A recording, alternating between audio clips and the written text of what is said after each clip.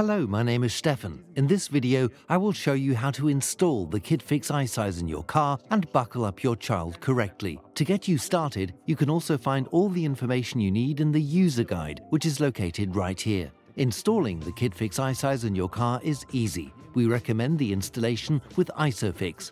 To use ISOFIX, just place the KIDFIX iSize on the seat and pull out the ISOFIX arms. When you click the ISOFIX arms into place, make sure that the indicators turn green on both sides.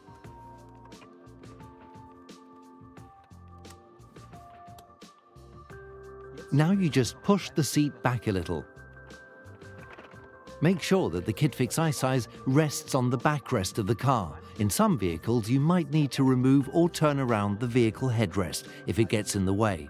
To put the seatbelt into the guide, you need to raise the headrest first. To do this, we use the adjustment handle on the back.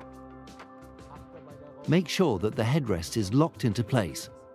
Now the seatbelt can be pulled into the guide.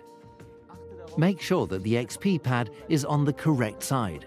Then you open the XP pad, put in the seatbelt, and close the XP pad. When your child is in the booster seat, you should adjust the headrest if necessary. There should be a 2-finger distance between the shoulders and the headrest. Remember, the markings on the back of the headrest are helpful to get the right setting every time you change the seat between cars. Now you can buckle up your child.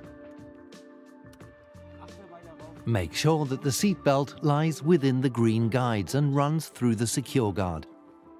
It should be firm and comfortable, and the XP pad should lie comfortably on the chest.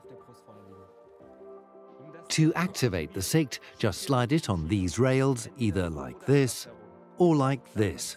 The SICT must not touch the car door.